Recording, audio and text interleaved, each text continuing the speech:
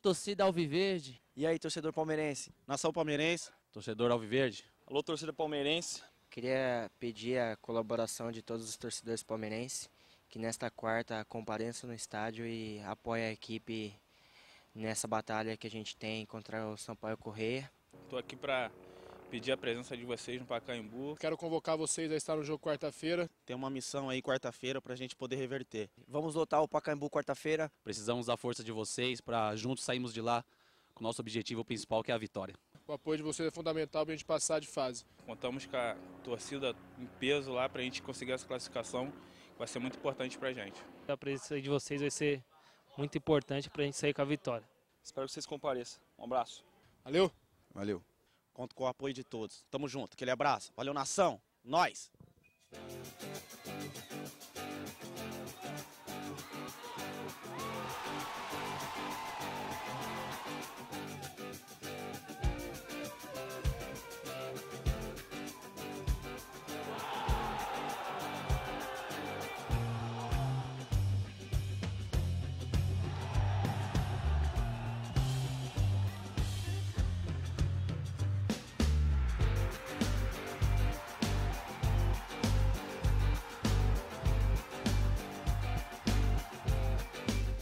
Juntos seremos mais fortes em busca da vaga. Abraço.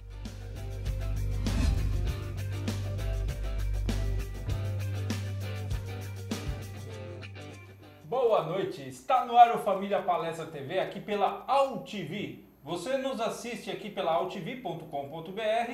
Nossa gravação fica depois no YouTube, youtube.com/Família Palestra TV e também no YouTube da AltV. Você pode curtir nosso Facebook, facebook.com/Família Palestra TV Oficial. Também no Twitter, @Família Palestra, sem o A no final. E você segue e interage aqui com a gente. A gente tem hoje aqui, né, para sortear daqui a pouco, né? E a gente vai comentar bastante, conversar com o Luciano.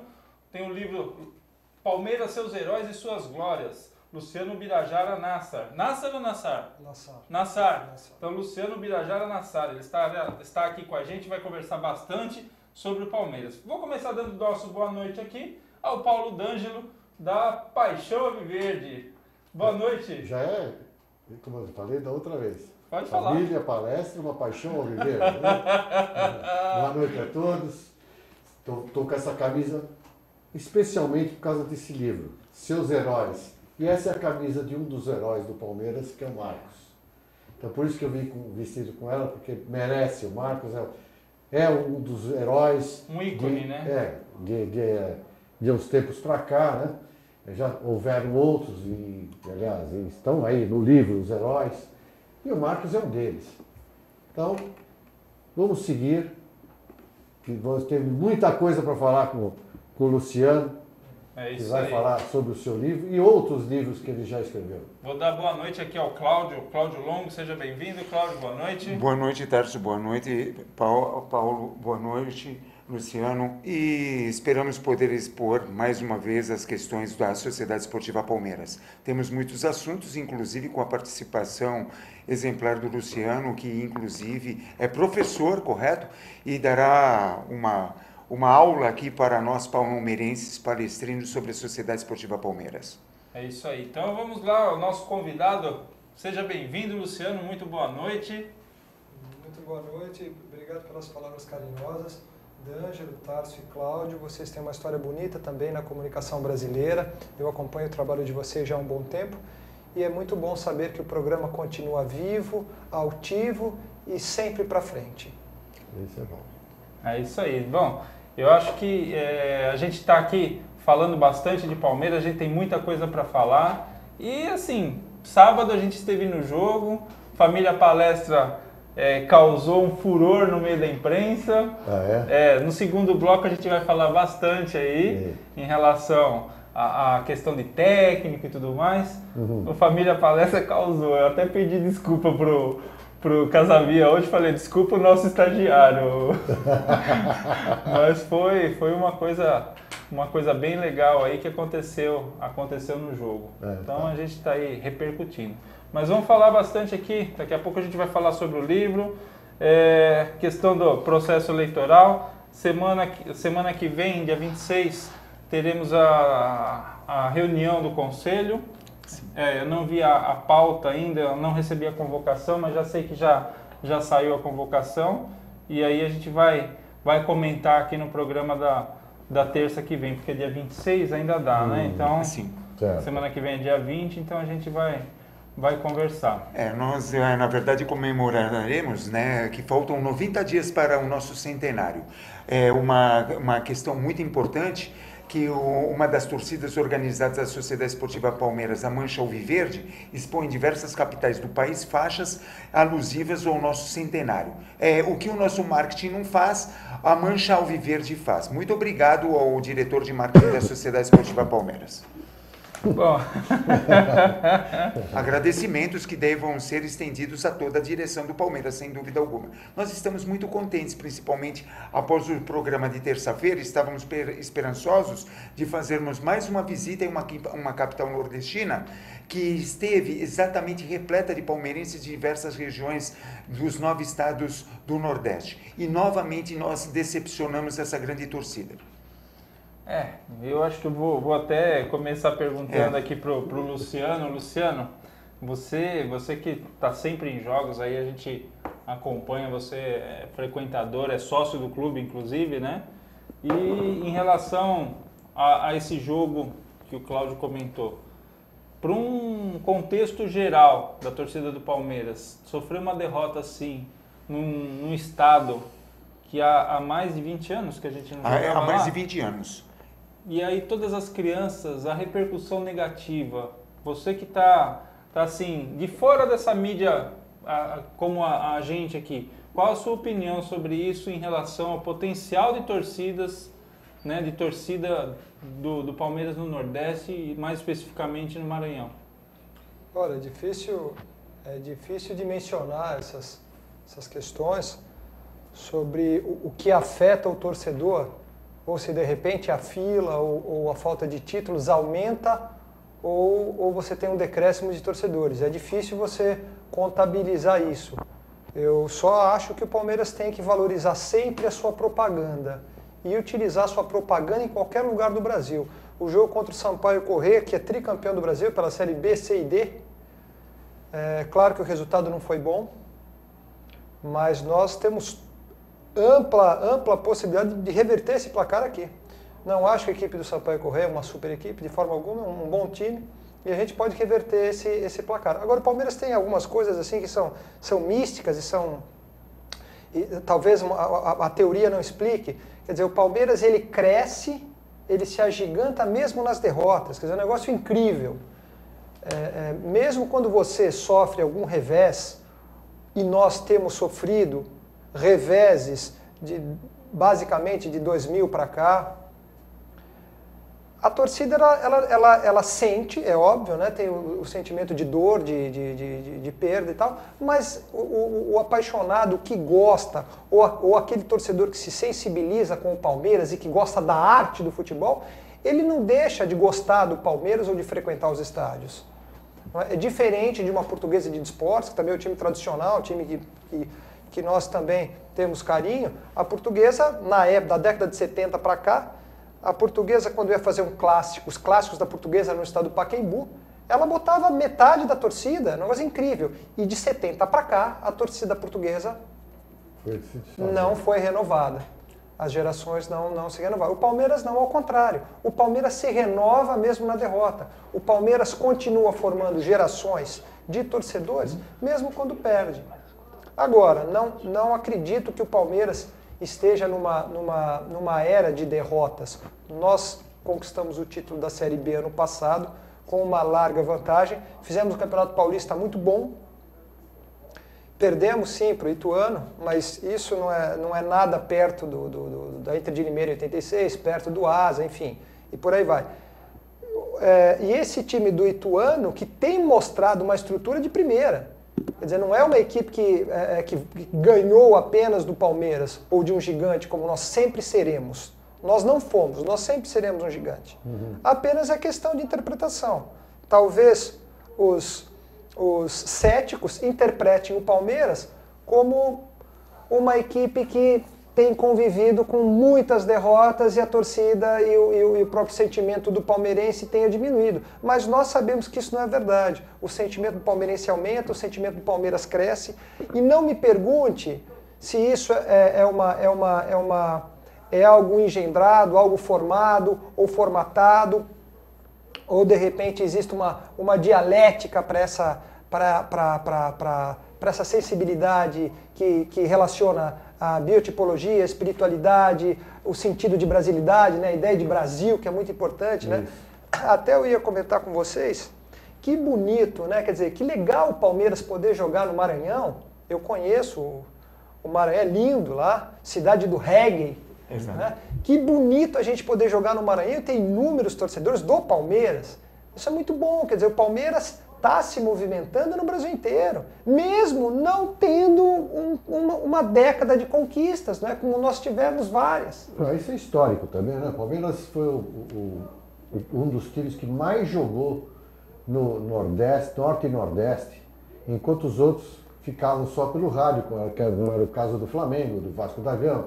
Por isso que eles têm bastante torcidas lá, porque a Rádio Nacional passava para eles lá.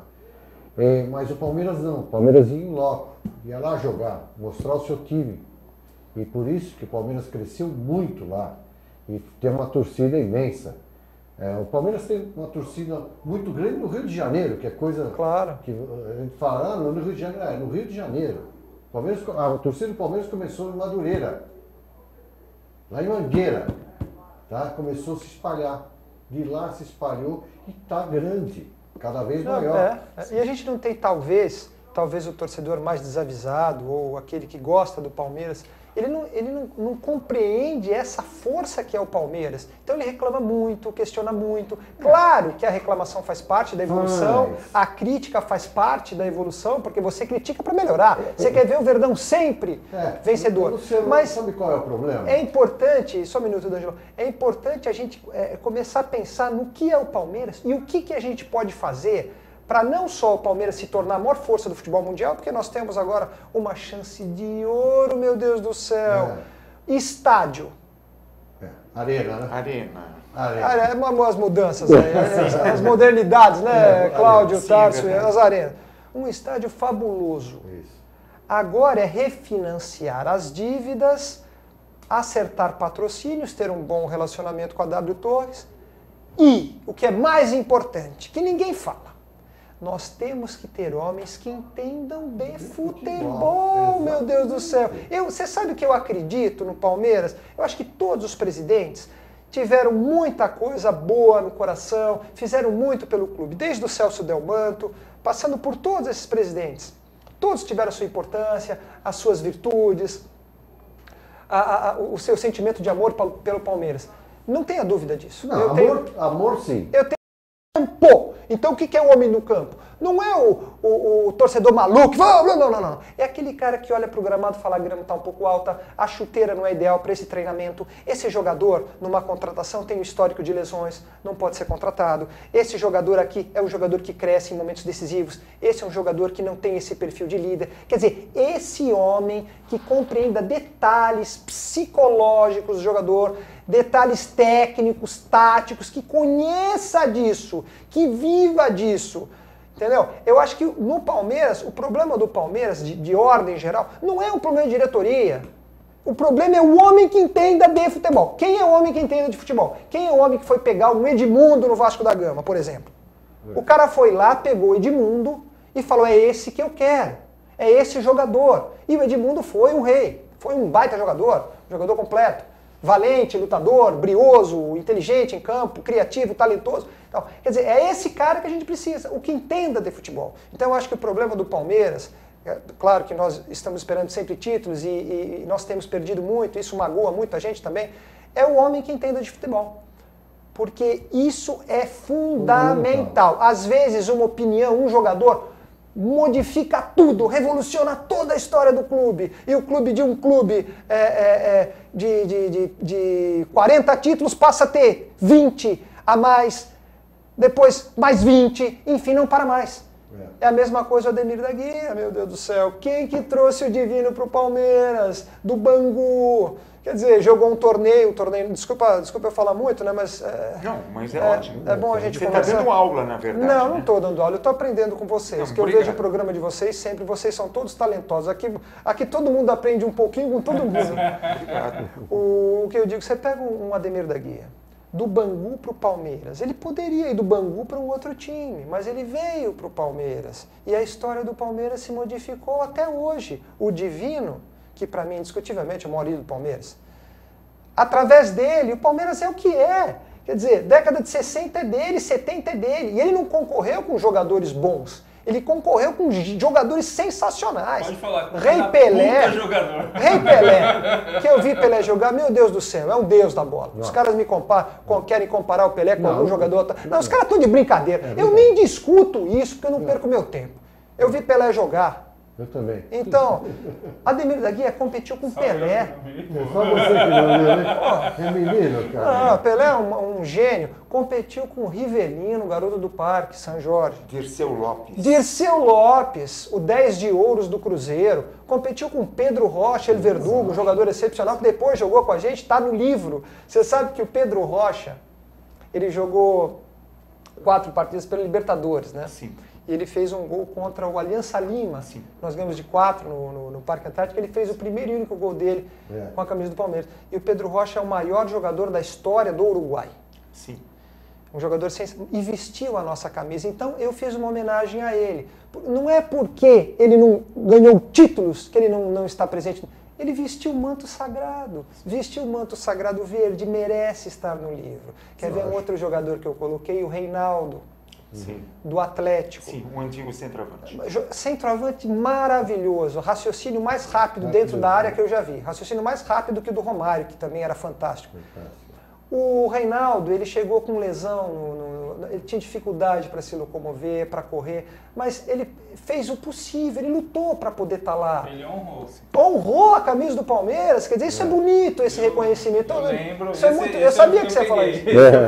Mas aí, alguns falsos palmeirenses, não sei se são torcedores, falam, não, porque o Reinaldo não foi bem no... Não, ele fez o possível, ele já estava com lesão no joelho. A história dele foi gloriosa no Atlético e vestiu algumas vezes a nossa camisa. Obrigado, Reinaldo, por você vestir a camisa verde do Palestra e tanto nos orgulhar com isso. Para ter esse gostinho, né? Para ter esse gostinho. Gosto dele, ele deve lembrar com muito carinho do Palmeiras, essa passagem que ele teve em São Paulo. Então, voltando... Conversei com ele numa das feiras que nós fizemos, em 2 feiras de futebol. Eu conversei com o Reinaldo, ele veio lá no nosso stand, Palmeiras e Paixão Viver, que nós fizemos juntos. E ele falou, olha, o carinho que eu tenho por esse clube ninguém sabe. Porque me deram uma oportunidade de vir mostrar um pouco do meu futebol. Pena que eu já não conseguia mais jogar o que eu sempre joguei. Olha que bonito, né, D'Angelo? Dá gosto escutar isso. Que coisa bonita. E te digo mais, eu estava falando do Ademir da Guia. Então veja só, eu adoro o Marcos. Eu acho que o Marcos é um dos maiores jogadores de todos os tempos. Campeão do mundo pela seleção brasileira. E é carinhoso, ele é educado, ele é especial, enfim. Virtudes não faltam ao Marcos, é um menino maravilhoso. Agora, dentro da minha opinião e da minha concepção de futebol, um goleiro ou os goleiros não podem ser ídolos de um clube como o Palmeiras. Ídolos definitivos. O Marcos será sempre um ídolo, sempre grande, mas acredito que para ser o maior jogador da história do clube tem que jogar na linha. Principalmente porque a história do Palmeiras, claro que o goleiro, um grande goleiro, ganha títulos, mas não dá para superar Ademir da Guia, não existe craques atuais ou dos últimos 20 anos que superem Ademir da Guia, Djalma Santos, Julinho, meu Deus do céu, Julinho, meu Deus do céu. Chinesinho, Heitor, Marcelino Domingues, Vavá. Eu ainda, e falo sempre, hein? Chinesinho foi o maior meio esquerdo que eu vi jogar no Palmeiras. Chinesinho, né? Mais do que Jair Vazapia, mais do que Ademir da Guia. Chinesinho era maravilhoso. Tá? Sim. Eu vi, eu assisti, eu ia assistir. Eu vi o Chinesinho como técnico. Como técnico, viu? Então o que você falou, Marcos é um grande ídolo do momento, um símbolo nosso. Que beleza ter o Marcos do nosso lado. Agora, maior ídolo do Palmeiras, Ademir da Guia, na minha concepção, é o maior e sempre será. A não ser que surja outro. Eu acho. E também o Palmeiras é uma fábrica de goleiros, né? Valdir Joaquim de Moraes, Oberdan Catani, antes teve Nascimento e por aí vai. Aí você vem Leão, que era espetáculo, as pontes do Leão, né? As defesas que ele fazia. E agora Marcos, campeão do mundo. Quer dizer, o Palmeiras, como goleiro, eu acho que o Palmeiras é a maior fábrica do mundo. O mais destacável, principalmente, que ainda é o único vivo depois do título de 1951, Oberdan Catani. Inclusive, Oberdan, sensacional.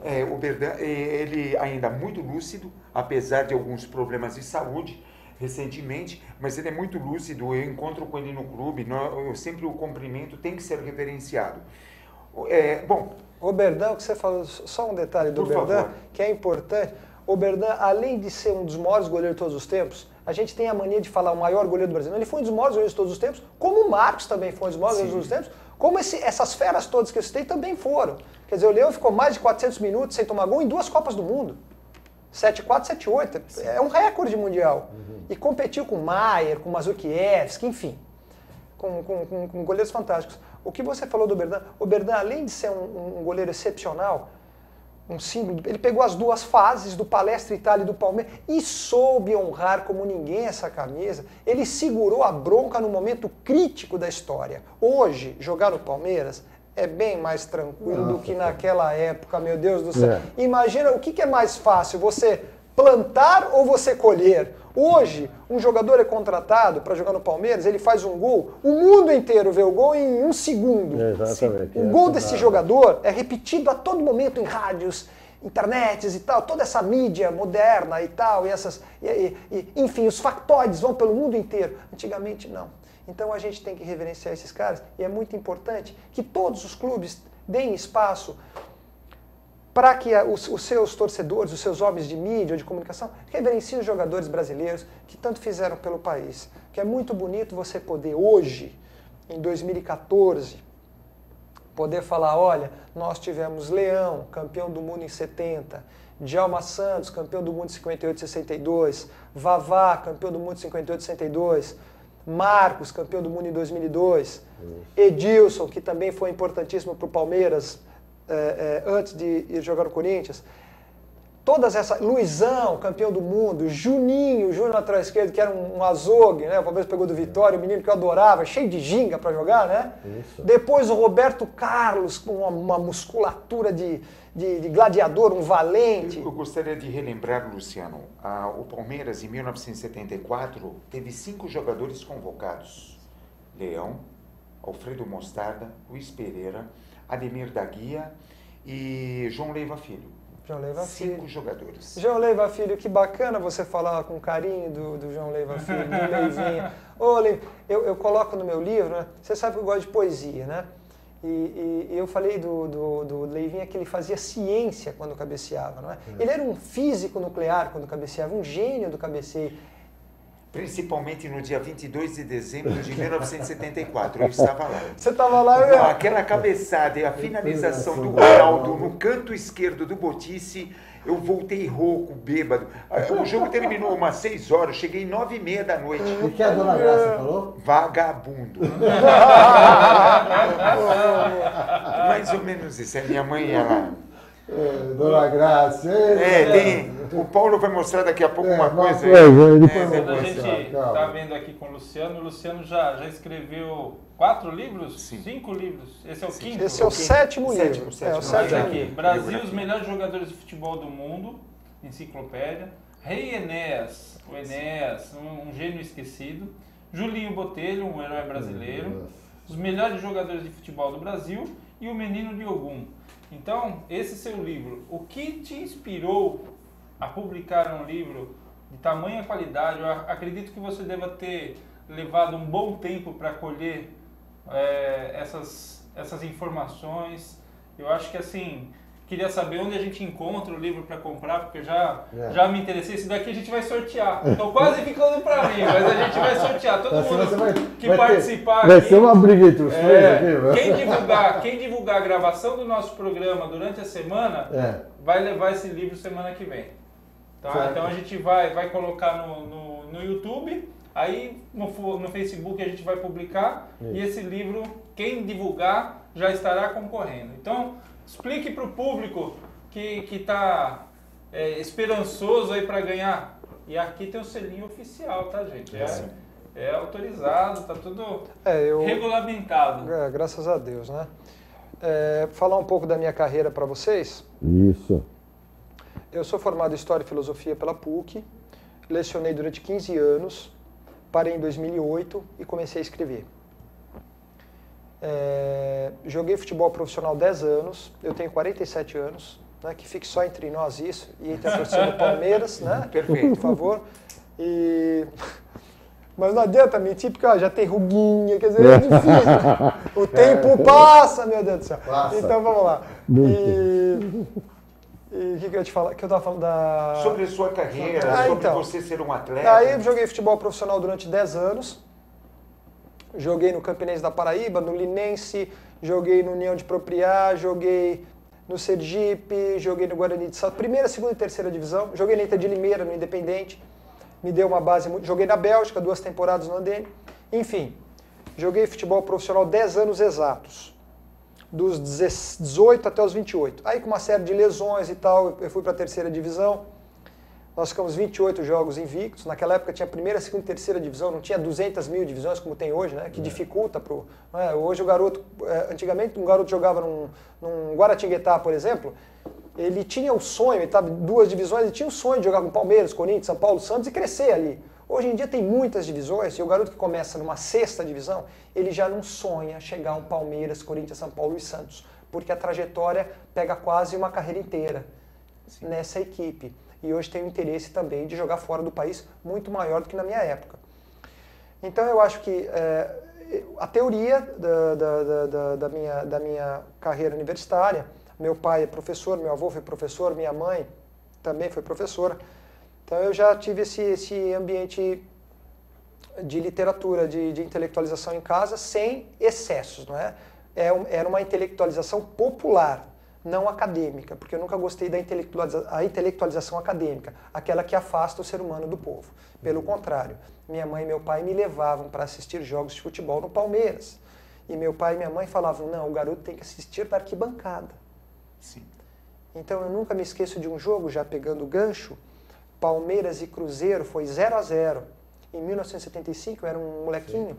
E eu me lembro que mamãe e papai me levaram na arquibancada e na saída eu olhava para as pernas das pessoas, assim, eu era muito pequenininho, né? E eu falei, meu Deus, que coisa, que estádio é esse, que coisa gigante que é o Palmeiras, né? Aquilo já começou a me transformar. Nessa época eu jogava futebol de salão no Palmeiras, eu joguei 3 anos de futebol de salão no Palmeiras, depois saí do Palmeiras, fui para o Banês, fiquei mais 5 anos no Banês, joguei 8 anos de futebol de salão. Então eu tenho praticamente quase 20 anos de carreira como ex-jogador.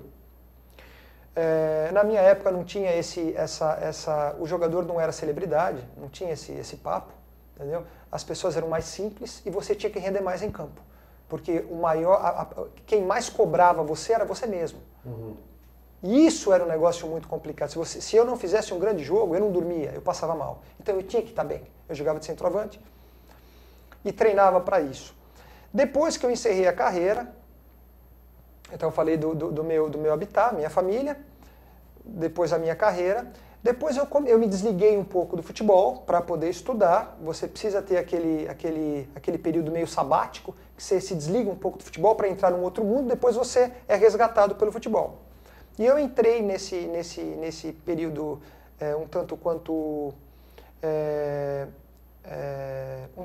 filosófico, para voltar depois amando mais ainda o futebol e percebendo as lacunas da literatura esportiva no Brasil. Então, essa minha percepção dessas lacunas fez com que eu pensasse o seguinte, poxa vida, eu amo o Palmeiras, eu amo o futebol brasileiro principalmente, mas os livros de futebol no Brasil só malham, só veem o lado negativo, só atacam pelas costas, só caluniam, só bombardeiam. E uma parte da imprensa dizia que isso era visão crítica. Desde quando bombardear alguém é ter visão crítica? Isso será que é fruto da época que nós vivemos que era tolhido o pensamento das pessoas, que era bom ser crítico porque você tinha que ir contra o sistema da ditadura. Então acho que foi propagado isso no Brasil, que tudo que você tem que fazer é criticando. Então o engenheiro de obra feita aparece. Na hora de fazer, não vem ninguém te ajudar a fazer, que ajuda e tal. Aí você faz, pô, mas vem cá, por que você colocou o símbolo desse jeito e não colocou ele meio assim? Mas na hora de fazer não apareceu ninguém. Então, você vê que os críticos hoje, eles têm uma coisa que virou muito chato, uma coisa... Você tem toda a razão nessa parte. E acho que nessa linha que você traçou de exaltar as nossas qualidades, né? Claro, obrigado. Obrigado pelo comentário. Posso lhe fazer uma pergunta, Luciano? Claro, eu tenho que responder a tua e já manda bala. Não, seria interessante assim. Entre todos os capítulos que constam no seu livro, na sua obra, qual o capítulo que foi mais apaixonante e que trouxe ainda mais paixão pela obra em si? Aquele que você destaca dentro da sua obra. Qual o capítulo que está dentro do seu livro, aquele que chamou mais atenção a você? Duas perguntas muito boas. Vou começar pelo Tarso ou pelo Cláudio? Tarso. Pelo Tarso. Tarso, eu acho o seguinte, eu acho que você tem razão. Isso é importante, essa coisa. Talvez a repressão da ditadura fez com que eclodisse no ser humano essa loucura por bombardear o outro e não aceitar o elogio. Você vê que as pessoas pouco se elogiam hoje. É muito difícil você ver alguém faz uma coisa boa em qualquer área, em física, química, biologia, qualquer sessão. O cara, pô, que beleza, parabéns, que trabalho bonito. As pessoas estão perdendo isso. Mas vamos resgatar, vamos recuperar isso. Talvez seja essa questão. A própria psicanálise ela tem um trabalho que, se você perguntar sobre impulsos humanos, não é? Se você prende a correnteza e você abre de uma hora para outra o inconsciente humano, é claro que ele vai explodir e vai soltar todas os seus devaneios. Então, faz parte também esse quadro que você traçou. Mas mesmo assim, eu acredito ainda no colinho do papai e da mamãe, não é? Porque quem teve colinho de papai e mamãe vai pensar um pouquinho no outro. Entendeu? Você pega o Paixão Alviverde, não tô puxando o saco de ninguém que eu não faço isso. Pega o Paixão Alviverde. O D'Angelo lutou muito por isso. Você foi um guerreiro falando de Palmeiras, sonhando com Palmeiras, sempre com um ideal. Vocês aqui no Família Palestra, a mesma coisa, um ideal de mostrar o valor de vocês, o que vocês acreditam, os sonhos de vocês, a história do Palmeiras, o símbolo do Palmeiras. Então vocês também são idealistas, vocês são abnegados. A abnegação não vem só do escritor, vem em quem trabalha com. Vocês trabalham com essa morfologia, com esse sentido, não é? Essa paixão. Essa paixão, isso é muito bonito. Então, o que eu digo é o seguinte: não basta apenas querer mudar, é preciso mudar. Quando eu comecei a escrever, eu já vou buscar a tua pergunta. Quando eu comecei a escrever, eu lancei a enciclopédia de futebol, 8 anos de trabalho. Tudo feito à mão, meu Deus, eu não uso computador. Muito estranho, hoje tem alguns falsos escritores que escrevem um livro em 1 mês, 2 meses. Pô, para, meu amigo, isso não é legal. Isso é um desrespeito à classe. Cola, né? Não é um desrespeito à classe. Cada palavrinha que eu coloco, eu penso no que vou colocar. Essa enciclopédia que eu escrevi em 2010, 8 anos de trabalho, tudo à mão. Tudo guardado, tá tudo guardado. Valorização da história do futebol brasileiro, com todos os craques, perfil técnico, como jogava, as grandes tabelas, como raciocinava em campo, as lesões, como as superações diárias, as contratações, mais 50 mil informações. O livro do Verdão seguiu mais ou menos essa linha. Não foi novidade para mim, porque o meu 7º livro eu já tinha uma bagagem, eu lancei meu primeiro livro em 2004, eu já tinha uma bagagem legal para poder escrever. E além dessa bagagem que eu tenho quase 1000 partidas assistidas, seja em TV ou em campo. Então essa somatória faz com que você tenha um critério único e você possa afirmar alguma coisa categoricamente. Não que eu seja o Papa da verdade, estou muito longe disso, não quero isso. Mas ajuda. A mesma coisa, você vai fazer uma análise econômica. Eu acho que você tem que estudar um pouquinho sobre economia. Entendeu? Você vai fazer uma análise sobre a sociologia do século XVIII, você tem que estudar um pouquinho sobre história. Entendeu? Futebol é a mesma coisa. Então, quanto mais tempo você assiste partidas de futebol, mais você vai desenvolvendo isso. E acredito também que a questão da arte. Eu acho o seguinte, aí vai para a pergunta do meu amigo Cláudio. A questão da arte, eu acho que a arte do craque, em determinados momentos, é mais importante que um título. O jogador artista, ele faz o torcedor deixar a violência de lado, o torcedor que não tem noção de espaço. Às vezes pode criar violência como o Edilson Capetinha fez, né? Ali foi uma situação que ele é um cara que tem habilidade e tudo, mas na hora ali ele, no momento errado, causou uma situação... Um deboche. Causou uma situação que denegriu, inclusive, a história que ele fez dentro da Sociedade Esportiva Palmeiras. Então hoje nós não temos imagens dele, não gostamos de ver o nome dele associado à Sociedade Esportiva Palmeiras, mas ele construiu uma história e ele jogou por água abaixo toda essa história com um lance impensado de habilidade, né? Ele poderia ter feito isso ao longo do jogo, dar um chapéu, fazer alguma coisa, mas ali ele foi debochar. Mas eu acho então aí a gente tem que mensurar. É difícil julgar as pessoas, mas eu acho o seguinte, ele pode ter errado, mas a gente pode também perdoar, não é? Sim. A gente pode perdoar essas embaixadinhas que ele fez, ele foi um grande jogador, é uma pessoa muito bondosa, ele é muito legal com as pessoas, ele é muito querido nas rodas de amigos, ele ajuda muita gente. Eu acho que o Palmeiras poderia, ou alguns torcedores, poderiam perdoá-lo em relação a essa atitude, porque ele fez também muita coisa pelo Palmeiras. Ele fez grandes gols pelo Palmeiras. Ele teve uma história bonita no Palmeiras. Principalmente contra o Corinthians. Principalmente contra o Corinthians. Ele fez um gol de placa contra o Corinthians, dando meia-lua. Um corte em diagonal que me fez lembrar o finado Denner, que foi um dos maiores jogadores que eu vi na vida. Aliás, estou fazendo o livro do Denner, a biografia do Denner. Só que é uma biografia não com os moldes norte-americanos, né? É uma biografia de um homem brasileiro, que eu sou brasileiro.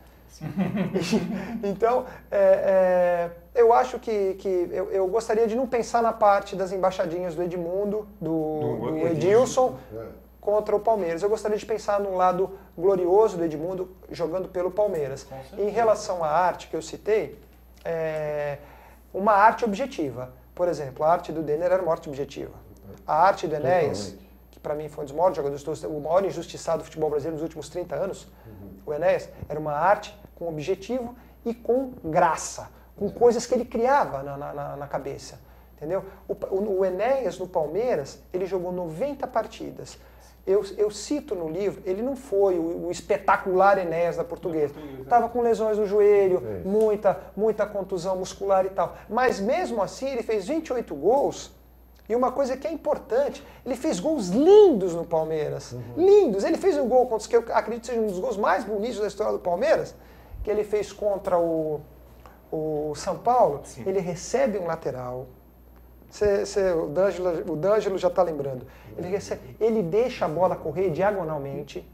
Ele vai balançando o corpo, né? Ele é um boneco de bolas, né? Com a ponta do pé, driblando com o cotovelo, sem encostar na bola.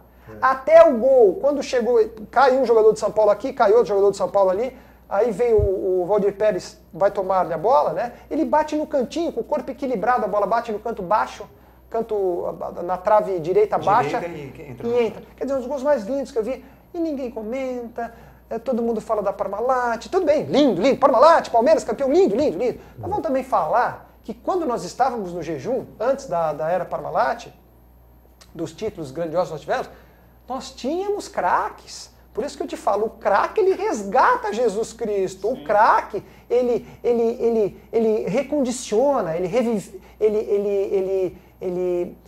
ele cria uma certa atmosfera de prazer que você carrega para a vida inteira. O título você tem que ganhar sempre. A arte ela se eterniza com os meios de comunicação e principalmente com a literatura. Então eu trabalhei muito isso, a arte desses grandes craques. Voltando ao que o Cláudio me disse sobre o que me tocou mais no livro. Eu acredito que o que tenha me tocado mais no livro foram duas coisas. Primeiro, são mais de 250 perfis de jogadores, mas eu não só fico nos jogadores. Tem alguns perfis de atletas do clube. Então, por exemplo... Só um pouquinho, desculpa te interromper. O Roberto Baggio, corrigindo. O Palmeiras teve 6 jogadores na Copa de 74. Leão, Alfredo Mostarda, Luiz Pereira, Ademir da Guia, Levi e César. E César Maluco, esqueci. César Maluco. Desculpem a nossa falha. César Augusto da Silva. Nosso arquivo aqui...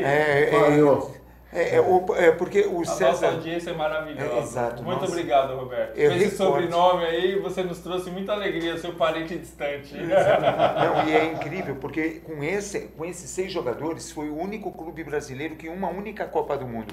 Aliás, o Brasil só ganhou Copas do Mundo com jogadores do Palmeiras. Isso a gente vai falar no segundo Exatamente. bloco. Não há dúvida, não há dúvida. E o que o Cláudio me perguntou sobre as partes que eu mais gostei do livro de trabalhar. Olha, a biografia de um jogador, eu fiz poesia para 8 jogadores. Vamos lá. 4 negros e 4 brancos. Porque eu acho que o grande barato do Brasil e do Palmeiras é a mistura de raças. O Palmeiras mescla tudo como o Brasil. Sim. Vamos avante, palestra, avante, bandeira do Palmeiras, bandeira do Brasil do lado. Desde Og Moreira. Desde Og Moreira, o primeiro, que lindo, Og Moreira, maravilhoso. Jogou na Argentina, pouca gente sabe, jogou na Argentina e foi rei na Argentina. Jogador brilhante, veio da América do Rio de Janeiro. Já era um craque no América. Enfim, o Og era chamado de Il Toscanini pela obra italiana do... Exatamente. Isso. Quer dizer, era um jogador fora do comum, era uma bússola ali. O estilo dele era parecido, quer ver com alguém? Era o estilo parecido com o do Falcão. Um jogador que fazia inúmeras funções com habilidade, com arte.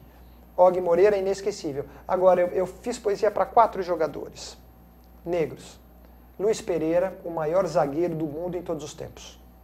Luiz Edmundo Pereira, nascido em Juazeiro, Bahia, terra de Ivete Sangalo, um monstro, uma mulher fantástica, dança, canta.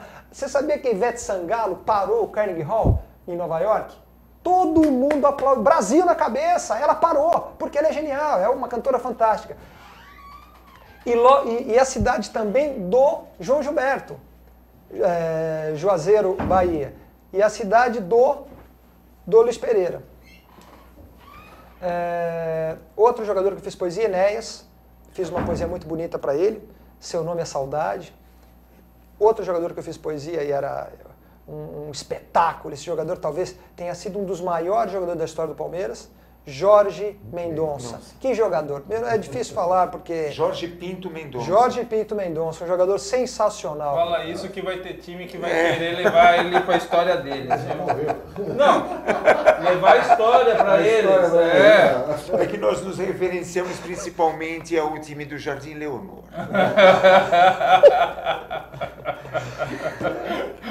Aqui é assim mesmo. Aqui nós, normalmente, me perdoem aos menos favorecidos, né? Mas, infelizmente, por favor, Luciano, vai. Aí continua, Luciano. Aí, o que eu ia te falar? Então... Esse os 4 negros. Tirou até o raciocínio dele. Então, que a gente estava falando do Jorge Mendonça, que era um jogador fantástico. Então, Luiz Pereira, Jorge Mendonça, Enéas e Ademir da Guia. Eu já fiz 2 poesias para ele, fiz uma outra poesia junto com o relato biográfico dele. Dos outros jogadores, eu fiz do Lima, o Garoto de Ouro, um fidalgo em campo, um mestre maravilhoso. A esposa dele está viva, com com 95 anos. Um jogador ganhou talvez o maior conquistador de títulos da história do Palmeiras, um jogador maravilhoso. O principal, a Copa Rio em 51. Copa Rio 51. Eu lembro uma passagem dele. O Palmeiras estava jogando com um time que eu não lembro, porque faz muitos anos isso, e teve uma confusão. Uma confusão dos jogadores, uma briga e tal. Ele e o outro do outro time ficaram lá de fora, só olhando. Ele não se metia em confusão, não dava pontapé, nunca foi expulso. Olha só. Tá? Nunca deu um pontapé na vida dele. Ele jogava. Lima era maravilhoso. O garoto de ouro. Ele era calvo e usava um gorrinho, né? Agora, eu acho o seguinte, o gorrinho, a imprensa da época disse que era muito comum os jogadores jogarem com o gorrinho pela calvície. Eu acredito que não, porque era uma moda também. Era uma moda. O gorrinho era uma moda, como o chapéu, na década de 20, 10, 30. E Lima tem uma poesia, outro jogador maravilhoso também que o Palmeiras tem. Ah, aliás, o Lima foi. Lima jogou na seleção brasileira, pelo amor de Deus. Lima jogou na seleção brasileira e jogou na seleção paulista. Naquele período, tinha-se os campeonatos brasileiros de seleções. Sim. E o Lima era um grande algoz dos cariocas. Carioca, para ele, não tinha vez. Seleção paulista e carioca, ele liquidava com os cariocas. Encontrava gols, driblava, tocava a bola no canto do goleiro, tirava do alcance do arqueiro. Jogador maravilhoso. Outro jogador que eu coloco, Valdemar Filme, o pai da bola. Esse aí, pelo amor de Deus. Por isso que eu te falo. Você falou que o Og lembrava muito o Falcão. E na hora que você falou... o Valdemar Filme também. Valdemar Filme, era um Falcão perfeito também, Falcão perfeito, boa lembrada. As passadas largas dele, sabe? Mas com a cabeça levantada. Jogava demais. E o último, o Berdan Catani. Mas eu sou meio paranormal. Eu devo ter visto os meus sonhos. Agora, o outro jogador é o Berdan Catani, pela história gloriosa dele e por tudo que ele fez pelo clube. Então, essa parte eu achei muito carinhoso lidar com esses jogadores. Manuseá-los, sentir a história com a minha acuidade de sentidos. Agora, a gente também tem, saindo um pouquinho do futebol, mas eu não vou entrar muito nessa coisa de sair do futebol, porque aqui é futebol. O Biriba foi um dos maiores jogadores de tênis de mesa da história. Tem a biografia dele, o maior gênio precoce do tênis de mesa, Biriba, maravilhoso. Outro gênio também brasileiro, o Gonzaga. Levantador de peso. Halterofilista. Halterofilista, excepcional. Aí, outro cara que não podia deixar de estar fora da nossa... Paulo de Jesus, o boxeador, o príncipe do ringue, fantástico. Ele fez um filme com o Anselmo Duarte. Meu pai, antes de ser professor, foi ator e cantor. Então, meu pai lembra muito bem desse... Eu assisti esse filme absolutamente certo, quando era garoto, e o Paulo de Jesus faz o segurança. Quer dizer, um jogador, um boxeador espetacular, talvez um dos maiores do mundo. Outro atleta que eu coloco nesse meu livro é o Caran, do hóquei sobre patins. Um dos maiores também, talvez... Títulos, o Palmeiras ganhou títulos seguidos, era campeão paulista, brasileiro. Brasileiro, quer dizer, esses caras são fundamentais para a história do clube. E eu também fiz homenagem ao torcedor, porque o torcedor também tem que ter sua homenagem, né? Porque um clube sem torcida é um clube morto. O João Gaveta. Que ia me ver jogar. Nossa o João vestiário, meu Deus do céu. Ele partia pra cima, porque ele era pequeno. Lá no clube nós temos vários discípulos do João Gaveta.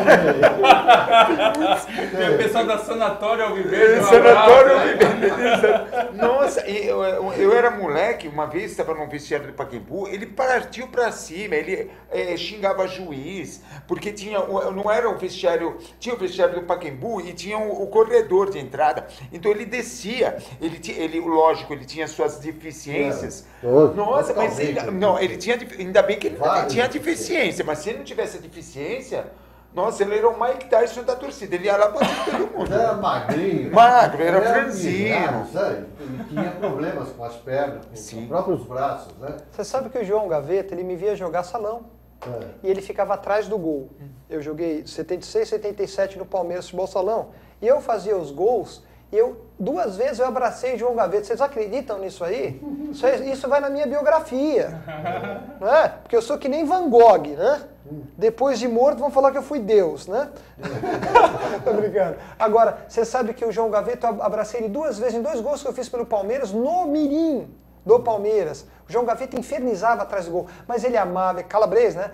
Ele amava o Palmeiras, ele amava. Então, eu fiz uma homenagem para ele pela simplicidade, pelo amor que ele tinha pelo Palmeiras e porque era um homem que eu acho que o Palmeiras era o almoço, a janta, a vida dele. Então, eu fiz essa homenagem. Agora, eu também acredito, Você quer que eu responda depois? Não, eu preciso chamar o comercial. Chama, Cláudio, que depois eu finalizo isso aí. E aqui, o bicho tá pegando em relação ao Luxemburgo, hein? Daqui a pouco, depois do comercial, a gente vai falar sobre técnico, vai falar sobre eu só vou dar um toque nisso aqui, a parte não, talvez... Aqui não, só aqui você não dá toque não. Ah, isso não, daí é mas... coisa de Bambi. Ali é Jardim Leonor. Jardim Leonor. Eu não cheguei na idade ainda de ganhar o toque. Todo mundo aqui já tá na idade, eu ainda não tomei. Eu vou tomar. Eu sei que é importante, tem que tomar. Não vou me eximir disso, mas dar um toque é coisa de programa de Bambi. Você vai... Você já tem na idade. Não, logo eu vou chegar na idade, não vou fugir. Meu Deus do céu. Aqui é Fala, muito de malagueta, vai. Eu nem me lembro agora. Vamos pros comerciais. Você falou que Vamos pros comerciais, daqui a pouco a gente volta.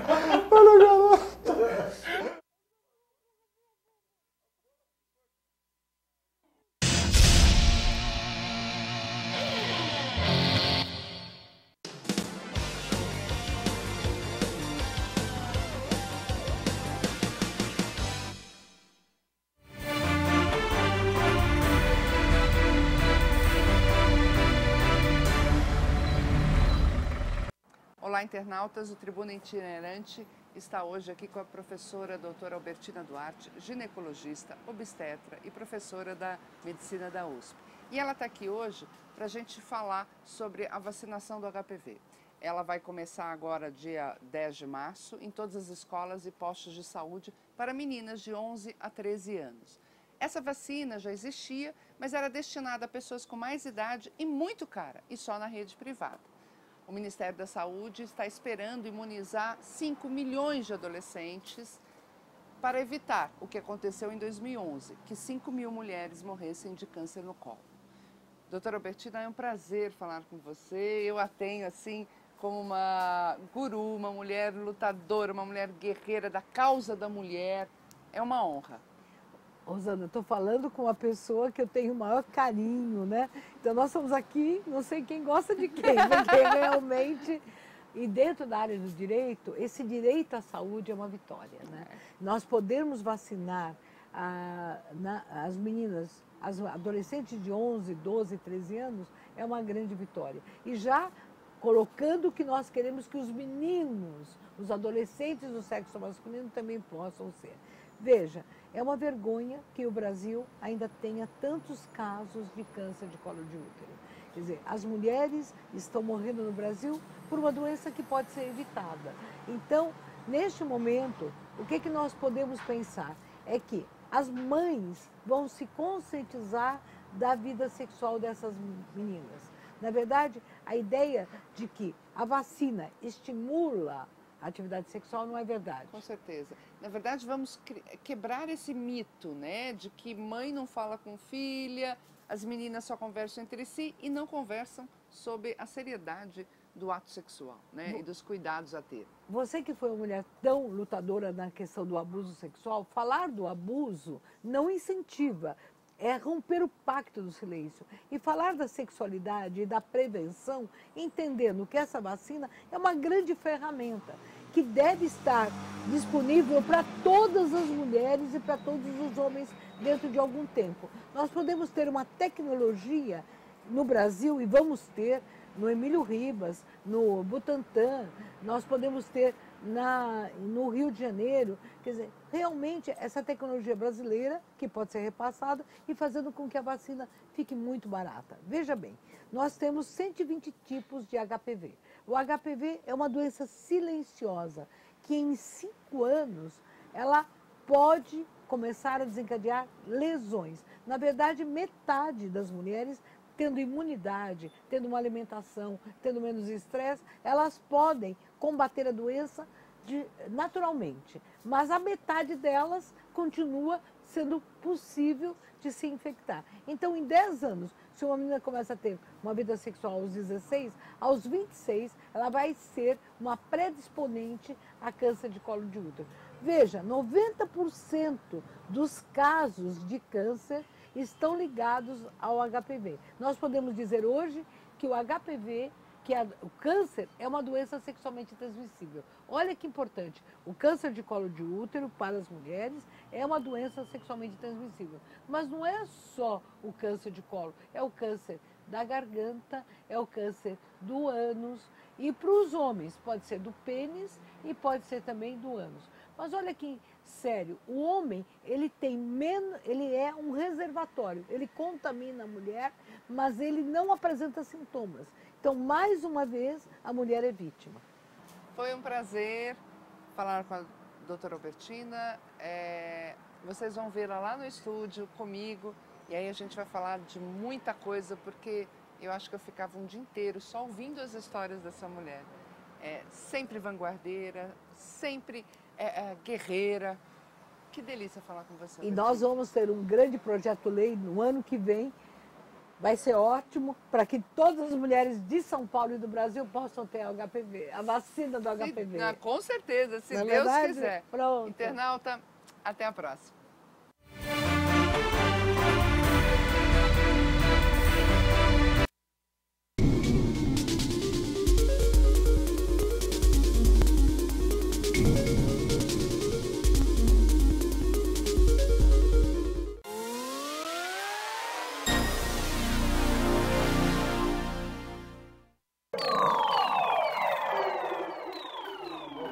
Gostoso o programa, estou gostando de participar. Voltamos aqui com Família Palestra TV, depois do toque que o Luciano quis dar aqui, opa, aí não, né?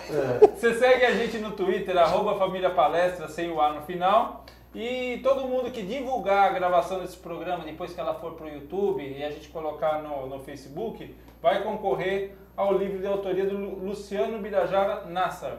E é Palmeiras, seus heróis e suas glórias, tá? Então a gente vai, se for de São Paulo, vai ter a honra de vir retirar o livro aqui com a gente e participar do programa. Exatamente. Se for de outro lugar, a gente vai encaminhar pelo correio, né?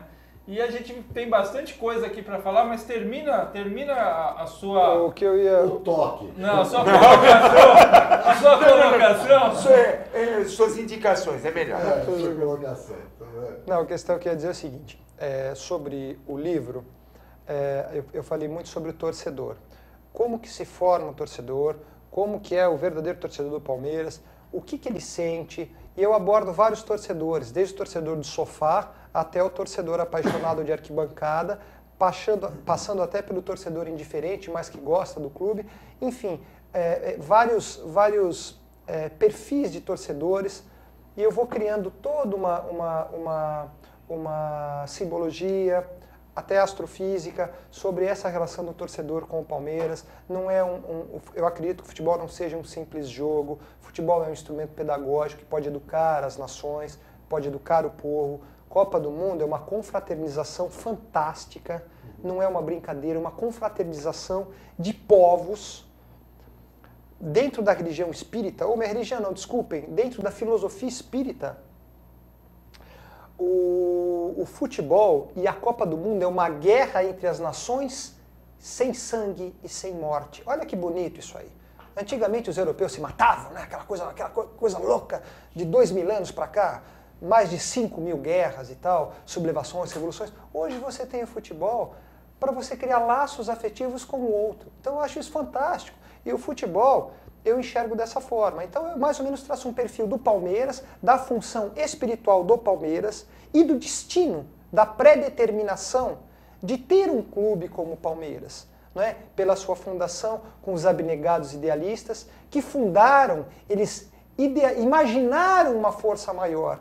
E o Palmeiras, que antes era Palestra Itália, que também é o nosso orgulho, esse nome bonito, mas ele se democratizou e abriu suas portas para o Brasil. E através disso se tornou uma força respeitada no mundo inteiro. O clube mais brasileiro de todos. Eu acredito que seja. E eu adorei o que foi feito agora pela diretoria, o Palmeiras utilizar a camisa da seleção brasileira. Que bonito aquele amarelo da seleção com o símbolo do Palmeiras. Me perdoe, mas no dia 7 de setembro de 1965, a Sociedade Esportiva Palmeiras ganhou de 3-0 da seleção uruguaia, com todos os jogadores, comissão técnica, roupeiro, com uniforme da seleção brasileira. inaugurou o estádio Magalhães Pinto, mais conhecido, mas de outro Pinto, mais conhecido como Mineirão, que fica no bairro da Pampulha. Então o Palmeiras foi aplaudido de pé, tinham mais de 100 mil pessoas assistindo a vitória da Sociedade Esportiva Palmeiras, que orgulhosamente venceu uma seleção de nome. Lembrando, foi a única equipe brasileira vestindo a camisa da seleção brasileira que ganhou. Alguns times... Mais um fato curioso. Por favor. Primeira e única vez que a seleção brasileira teve um técnico não brasileiro. Um argentino. Dom Filippo Núñez. Esse é o principal. Ganharemos pelas puntas. Então, essa questão que o Cláudio abordou, muito importante. Imaginem daqui a 100 anos, quando o Palmeiras completar 200 anos de vida, imaginem o que será falado desse jogo. É um negócio fabuloso. E o Palmeiras, ele nasceu para a eternidade. Independentemente se ganha aqui, perde aqui, o Palmeiras nasceu para a eternidade. E o Palmeiras tem tudo para educar o jovem, educar a nação. Futebol é uma função pedagógica, futebol é uma função de trabalhar a educação no seu princípio mais qualitativo.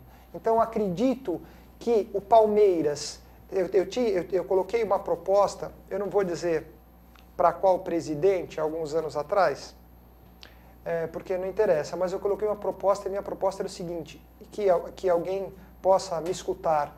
Universidade, escolas Palmeiras, espalhadas pelo Brasil.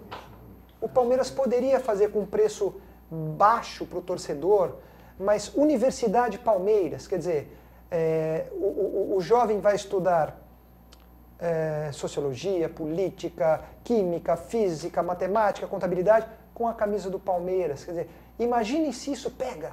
Universidade Palmeiras, Colégio Palmeiras para os jovens, não só para os atletas das categorias de base, como o River Plate da Argentina faz, como o Vasco da Gama faz, mas uma coisa maior. As escolas Palmeiras na periferia de São Paulo. A gente tem que pensar sempre no próximo, em dar a mão ao próximo, ajudar. Quer dizer, imagine você, Tarso, você, D'Angelo, você, Cláudio, o Palmeiras educando na periferia a sua torcida.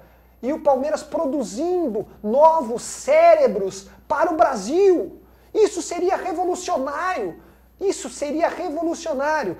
O Nicoleles, ele tinha um sonho parecido. Ele tinha um sonho e está realizando em Natal, Rio Grande do Norte. Quer dizer, é fantástico. Vamos usar o futebol para melhorar o indivíduo na sua essência mais sagrada. O futebol tem esse poder. Sim. Nosso time, Cláudio, nosso time não é um timinho, é um gigante.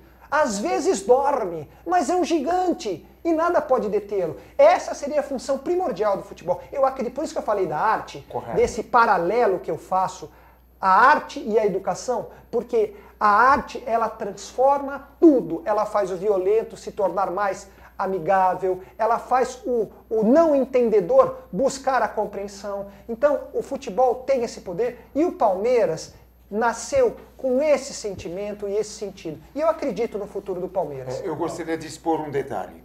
A abertura da Copa do Mundo, que será feita no Centro de Compostagem Itaquera, o primeiro chute vai ser exatamente de um projeto de Miguel Nicoleles. É uma indumentária na qual uma pessoa que está limitada por seus movimentos terá uma indumentária na qual é uma endoarmadura e o primeiro pontapé não será o que eles acreditam que será dos gambás, será de um palmeirense. A gente já mandou entulho, correto?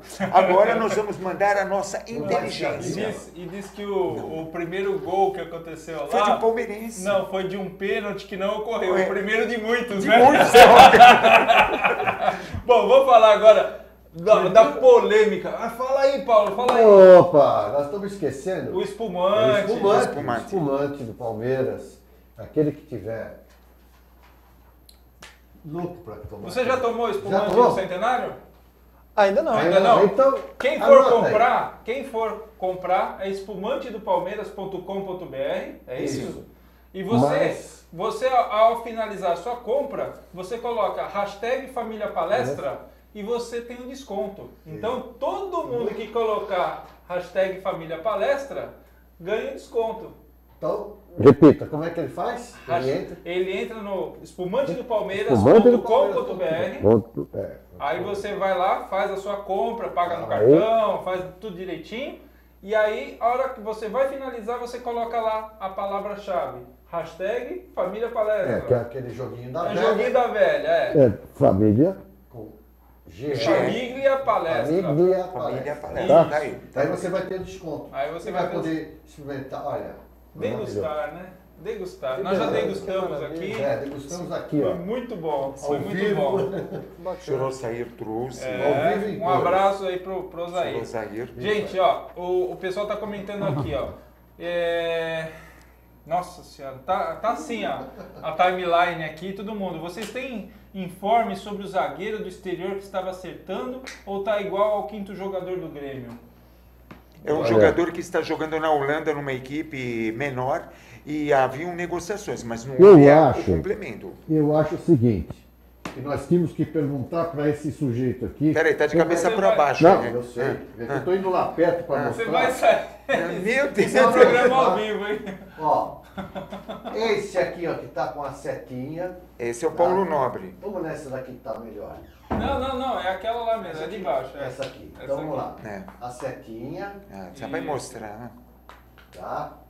Esse é o Paulo Nobre. Tá? E esse aqui, quem será? Quem será? Tá o meu dedo aqui, ó, indicando a esse. Que tá com os olhos fechados, olhando pro Paulo Nobre. Não, eu não estava olhando, não. Para com isso. Estava olhando para ele. Você que critica tanto, estava lá. Você que levou ele nesse jogo. Tá? É isso aí. Esse é o Paulo Nobre e esse aqui é o Cláudio Longo, tá? Que levou o Paulo Nobre no jogo. Qual camisa que ele tá? Qual a camisa que ele tá? Da Tupi. Da torcida uniformizada. Do Palmeiras. Exatamente. Bom, eu vou explicar. Não tem que explicar nada. Isso daí é o seu passado te condena. Bom, a gente tá aqui, ó. Boa noite ao pessoal da mesa. Hoje as coisas estão paradas, mas ao mesmo tempo pegando fogo. E o Luxemburgo? Aí tem o pessoal reclamando aqui. Mimimi porque o Luxemburgo viria. E mimimi porque ele não vem mais. Aí assim, eu vou falar minha opinião como torcedor. Se ele viesse, eu não gostaria que ele viesse. Mas se ele viesse e fosse o técnico da Sociedade Esportiva Palmeiras, eu continuaria a torcer pela Sociedade Esportiva Palmeiras e que ele fosse campeão. Ponto. Só que nós sabemos que ele não viria, não conseguiria com esse time, com esse elenco, fazer algo diferente. Hoje, se o Mourinho vier, não vai mexer. Não vai não. Não vai fazer diferença. Eu até aceitaria o Vanderlei Luxemburgo de uma seguinte forma. Se ele viesse para ser técnico de campo como ele foi no começo. Tá? Não manager, né? Não. Sem entrar na política do clube, como ele fez da última vez que ele esteve presente no Palmeiras. Se ele for técnico de campo, ninguém ganha dele. Porque ele sabe de futebol. Essa é a realidade. Por favor, vocês que estão aí pedindo Jorginho, pô, pelo amor de Deus, Jorginho ele trouxe a Lusa para cima do Brasileirão. Da A para B. É da B para A, aliás. Da B para A. Mas em compensação ele desceu no Paulistão com a Lusa. O Náutico ele desceu também.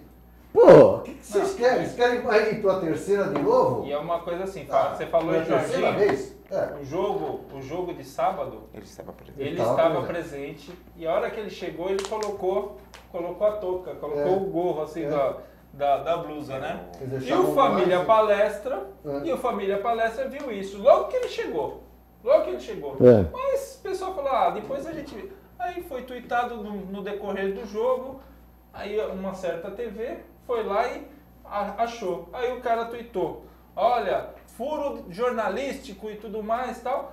Aí o pessoal rapidinho falou assim, não foi nada, o Família Palestra já tinha falado sobre o Jorginho desde o primeiro tempo. Então, é uma coisa assim que o pessoal não dá os créditos. Eu falo, poxa, não custa nada, gente, dá um crédito. Fala, olha, conforme o Família Palestra viu, tá aqui a imagem. Pronto, já foi. E aí a gente tem aqui, concordo com essa situação do Jorginho, acho que é complicado. E o Isidoro mandou aqui, ó. Vou ler o texto do Isidoro. É curto, tá? né? Por ser do Isidoro é curto. O fato da indefinição do Palmeiras, isso não é novidade nenhuma. Antes até era compreensível porque eram todos amadores e tinham sim suas dificuldades. Mas hoje não são profissionais e muito bem pagos para isso? Ah, esqueci, não são do ramo. Eles são do vôlei.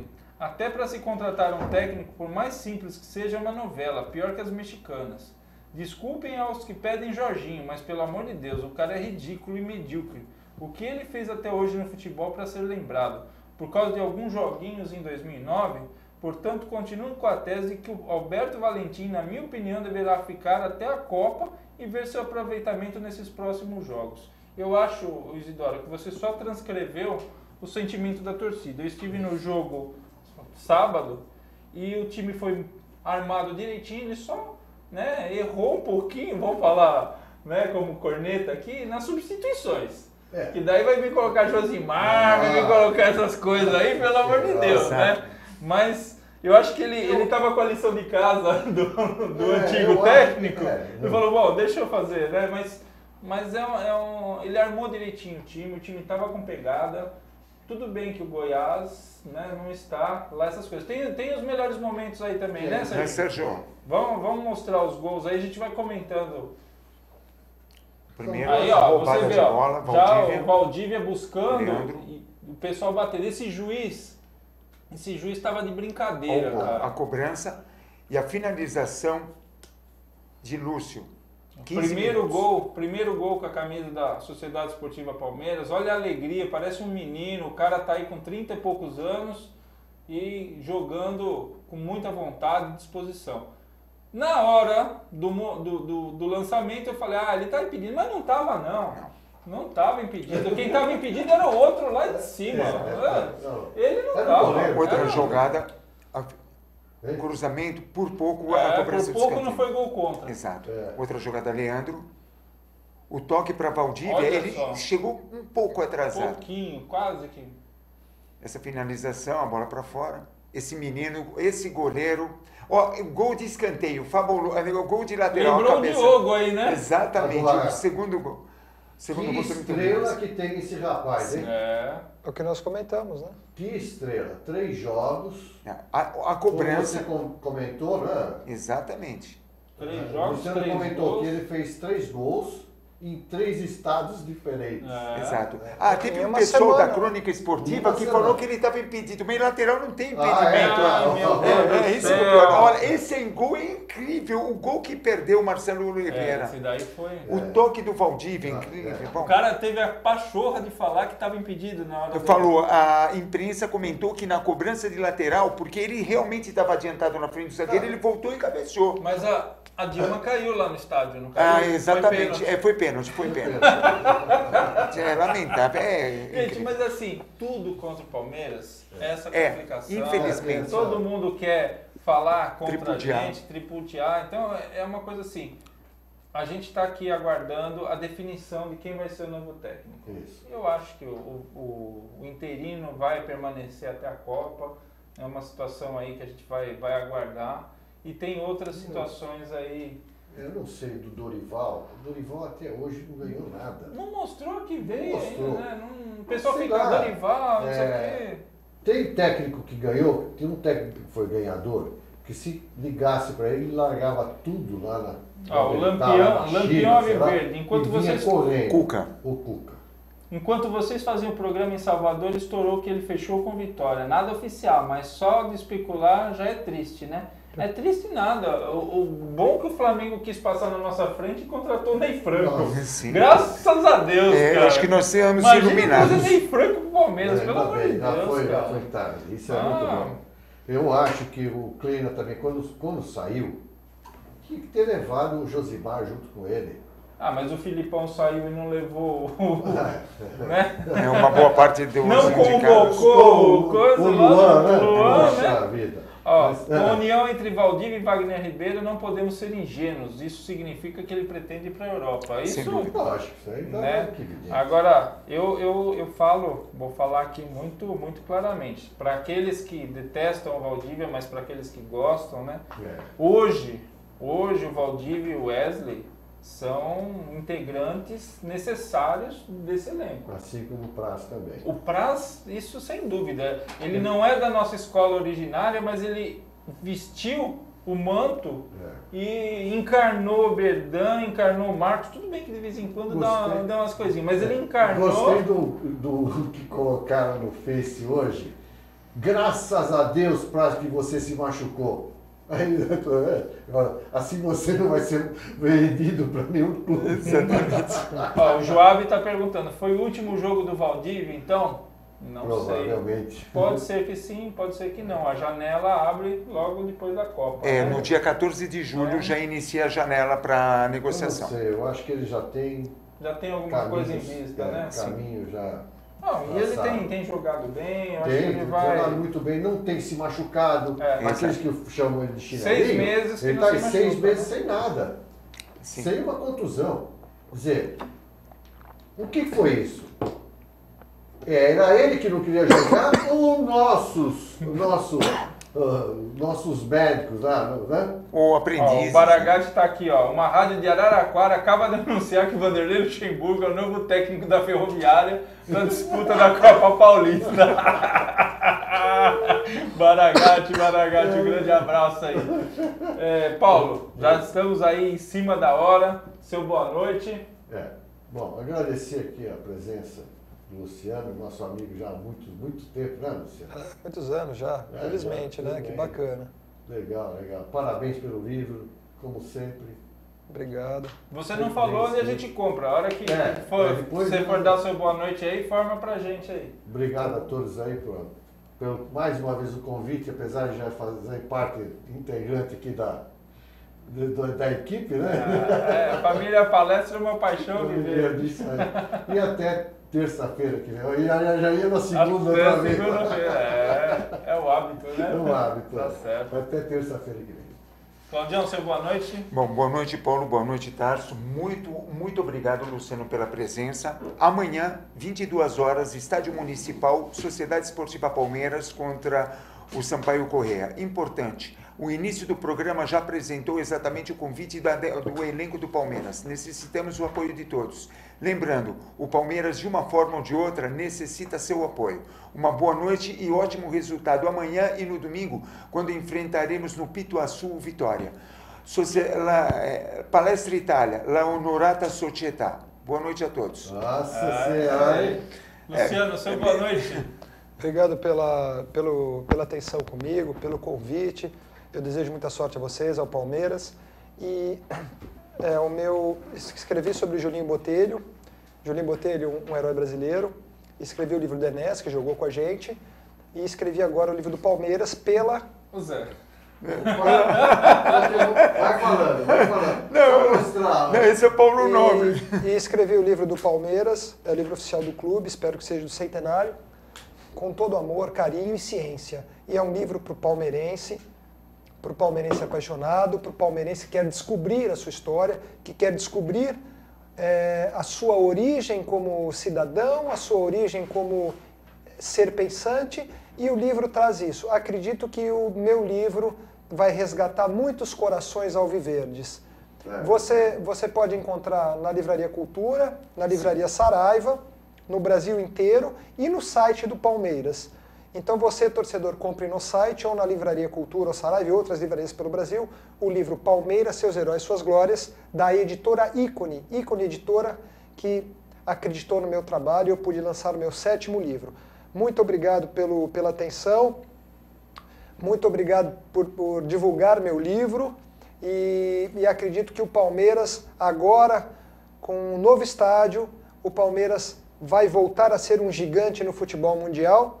E muita sorte para essa diretoria, que Deus abençoe os diretores do clube, a presidência e todos que lá trabalham, e que a gente possa fazer um grande campeonato brasileiro e ser campeão brasileiro, que eu acredito ainda. Muito obrigado a todos.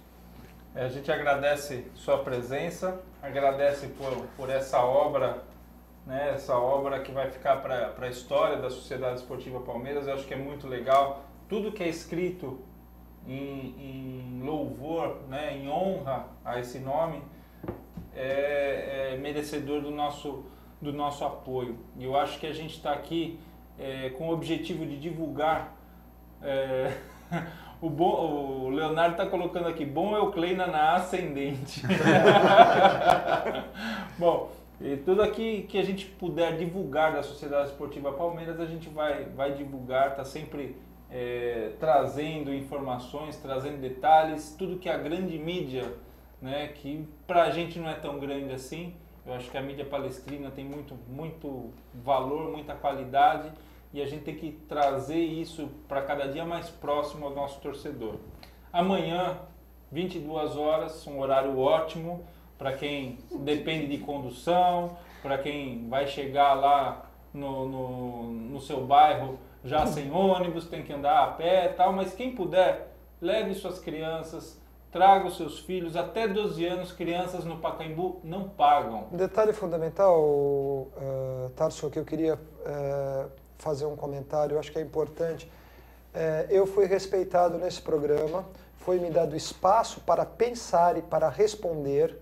Eu tive um tempo legal para conversar com vocês, com o torcedor, com o aficionado, enfim. Isso é muito importante. Vários programas de esportes, não só no Brasil, no mundo, não permitem e não dão a liberdade que eu tive aqui.